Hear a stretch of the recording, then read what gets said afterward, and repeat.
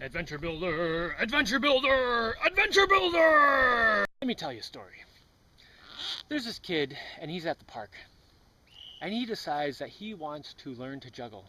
So he picks up 3 stones and throws one up in the air and another one and catches one, and then he drops them. And then some other kid standing nearby says, "Ha ha, you're an idiot." And the kid with the rocks throws one at his feet and says, "You're an idiot." And the other kid comes over and says, "You almost hit me with that." Pushes him. Next thing you know, it's a full-out fist fight. Now freeze it right there. What's the fight about? What are they fighting over? In most conflicts in the world, if you stop things and just ask, what are they fighting over, you'll get the same answer. Whether it's 2 kids at the park, 2 giant armies, most conflicts, what they're fighting over is not the rocks or the park or any of this stuff. It's the people's commitment to hatred. The one kid is committed to hatred, so he responded with hatred.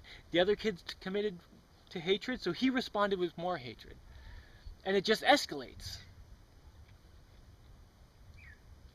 And I understand why this happens. It's because in our culture, we're taught anger and hatred and revenge, and you need to compete and beat everyone and all this stuff. And when you do something wrong, you get punished. You get attacked. You are physically attacked and abused if you make a mistake.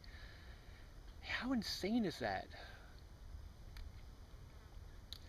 And what happens most of the time when we're kids is that you'll do something that your parents don't like, and then they'll punish you for it. And then there's a good chance you'll do it more because you're fighting back. And then they'll punish you more, and then you'll do it more. And at some point, the punishment becomes so scary that you're like, ooh, I don't want to do that thing anymore because I'm going to get that punishment. And at that point, your ability to realize how your actions affect others has been replaced with fear.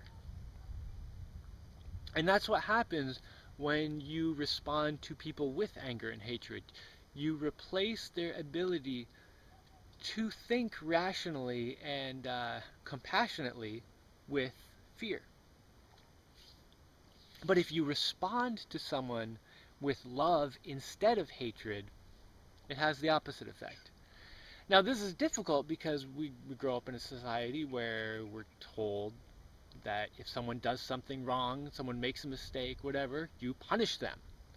You go in the penalty box, you sit in the chair, you get smacked, whatever. There's all these retaliations, there's all this vengeance and revenge focused kind of response to things. And just as an example, I don't punish my kids ever. And they're so easy to deal with. When they do something dangerous or not nice or wrong or whatever, I explain to them what the problem is. I say, this isn't a good thing to do because, A, B, and C, and it affects people in this way. It's really not a good thing to do. We should do something else. And sometimes they'll still fight back, and I'll say, I'm sorry. I just have to stop you from doing it right now. But hopefully we can figure it out, next time. And almost always, in a very short period of time, they process the information and they start thinking about how their actions affect others. And it just becomes a habit. So if you respond to people with love and understanding, it encourages them to do the same. And this is important because there are so many conflicts and so much destruction in the world right now where the conflict is over nothing. Like people aren't fighting over anything. They're just fighting over who can outdo the other with their hatred. What a colossal waste of time. What an incredible waste of time. So I just want to encourage everyone, next time you see some kid doing something stupid or some adult being obnoxious or whatever, try not to say, God, what an idiot, what a moron, what a loser. Try to look at the world from their perspective and say, maybe this person is just behaving this way because they are unhappy with themselves. Or maybe they don't know how else to behave. Maybe they just need a friend. I'm not saying this is always going to be the case, but the large majority of times, a little bit of understanding goes a long way. And I remember when I was a kid, there were times when I did stupid, obnoxious things. And there are a few times that I remember that an adult came up to me and said something other than, "You're an idiot, stop it right now." Like one time my mom said to me after we'd been going back and forth, I'd been doing something, I don't even know what it was, but she punished me for it. And then I did it more and she punished me, and it just became this battle of wills until she finally sat down exasperated and said, "Jamie, why are you doing these things?" And it totally diffused the situation. Because I wasn't faced with this anger and hatred. This thing I was fighting against, it just wasn't there for me to fight back against, and it totally threw me off. And I ended up thinking, well, I don't know what we're fighting about. We were just fighting, and that happened when I was very young, and I didn't entirely understand what was going on there, but it immediately changed the way I thought about everything. And this happens.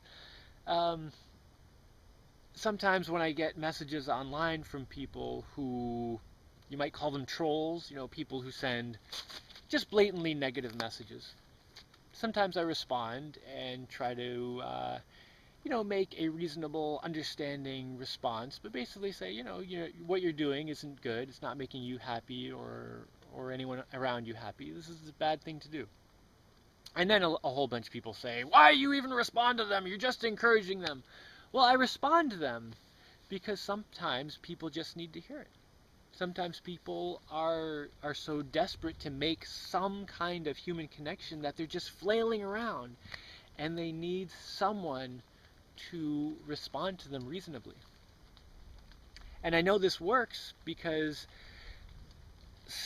quite a few times I've received messages from people online who say, a few months ago, I was that guy who would go online and just make a whole bunch of negative comments about the things people were doing, and I did it to you, and you responded to me and basically just very calmly told me that I was wasting my time, that I was doing something not helpful or useful, and it kind of really made me angry. But then I kept thinking about it, and I just don't do that stuff anymore.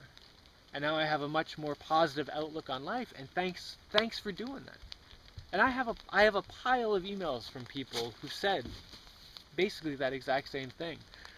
And it doesn't always work. I'm sure there are people who've said, "Jamie, you're an idiot," and I've responded, "Well, that's fine for you to say, but it's not going to make you happy, or it's not going to help your life or anyone around you." And I'm sure there are people who just say, "Oh, now you're even more of an idiot," or whatever, and they just don't even think about it. But I think even with the people who are stubborn about it, just giving them some kind of reasonable, positive response sticks with them in their head.